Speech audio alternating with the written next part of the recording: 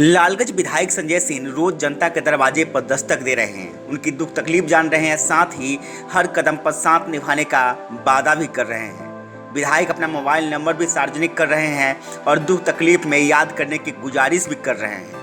माधोपुर राम में जनता से रूबरू होते हुए उन्होंने कहा कि जब भी वो याद करेंगे, संजय सिंह उनके बीच सेवक बनकर हाजिर रहेगा। मित्रों, चुनाव के समय में हम घूमते थे। चुनाव जीतने के बाद जनता के साथ रहना है, अपने लोगों के सुख दुख के साथ रहना है। ये पहले से मेरे विचार में है और आज भी मेरे विचार में है। आप सब लोग जो हमको ताकत दिए हैं, जो अपना वोट दिए हैं, वो इसलिए नहीं दिए हैं कि पटना की धरती पर हम एयर कंडीशन कमरों में बैठ करके अपना जीवन व्यतीत करें। आपने हमको ताकत इसलिए दी है कि हम आपकी सेवा कर सकें, और इसीलिए हमने कहा है कि इस लालगंज की धरती पर, लालगंज पूरा विधानसभा का जो ये लालगंज और भगवानपुर प्रखंड है, इसकी धरती पर ये संजय कुमार सिंह विधायक नहीं रहेगा, ये संजय कुमार सिंह एक सेवक के रूप में आपके सामने खड़ा है। मित्रों, कुछ चीजें हम आपके सामने कहने आए हैं। कहना यह है कि समाज के अंदर जो कोई भी जन लोक कल्याणकारी योजनाएं सरकार की चलती हैं, वो हमारे आदरणीय प्रधानमंत्री जी ने जिन जिन योजनाओं को आपके लाभ के लिए भेजा है, हमारे आदरणीय मुख्यमंत्री जी ने जिन योजनाओं को भेजा है, उन योजनाओं का लाभ समाज के अंतिम पंक्ति में बैठे हुए अंतिम व्यक्ति तक पहुंचे, इसका प्रयास हमको करना है। अभी हम चकबुआ गांव में गए थे, वहां की स्थिति देख करके रुदन आता है, रुलाई आती है।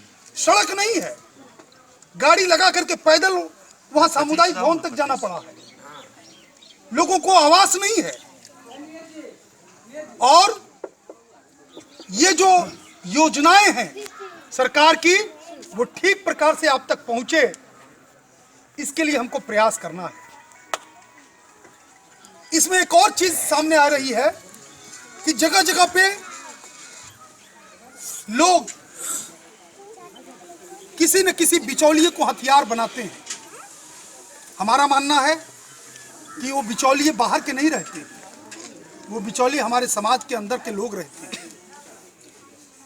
आप में से किसी से भी सरकारी योजना के लाभ प्राप्त करने के लिए कोई पैसा मांगता हो, तो आप हमारे मोबाइल पर फोन करिए, हम उसको संज्ञान लेंगे और उस पर कार्रवाई करेंगे।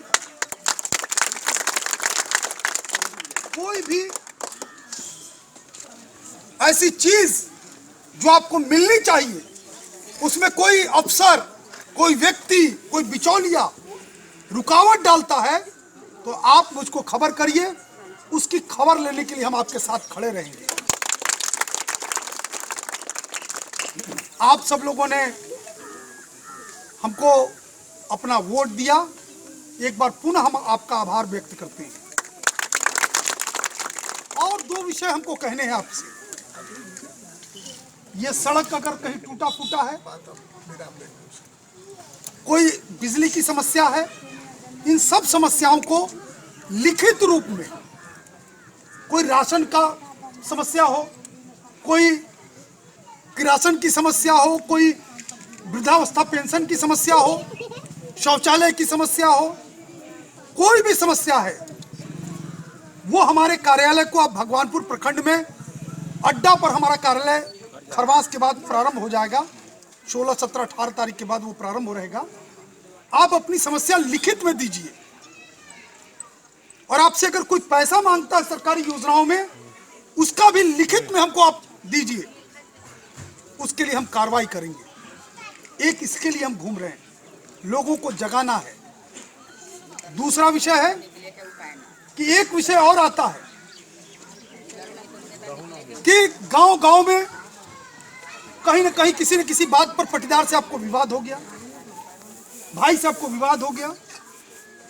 इन समाज में बैठे हुए प्रबुद्ध लोगों की जिम्मेवारी है कि वो समाज के अंदर अगर कोई भी भाई भाई में किसी बात पर झंझट होता है, विवाद होता है, पटदार से विवाद होता है, तो ये समाज में बैठे हुए प्रबुद्ध लोगों की जिम्मेवारी है कि वो बैठाए और उसका निराकरण कराए।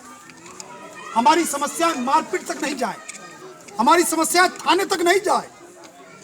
और अगर भूल से अगर ऐसा हुआ कि भाई भाई में झगड़ा हो गया, पटदार पटदार में झगड़ा हो गया और थाने तक मामला चला गया, तो हमारे हाथ जोड़कर आपसे विनती है, आप मुझको फोन मत करिए, आप हमारी पैरवी थाने पर करो, क्योंकि आप दो भाई हमारे हैं दोनों और हम उन दोनों के लिए, और किसी एक के लिए अगर हमने पैरवी किया तो ये समाज के लिए अन्याय होगा, उस व्यक्ति के साथ अन्याय होगा। मुझे दूसरा और विषय आगे बढ़ाना है। हमने चुनाव के क्रम में भी कहा है कि लोग जातियों में बांटकर, वर्ग में बांट करके वोट लेते हैं।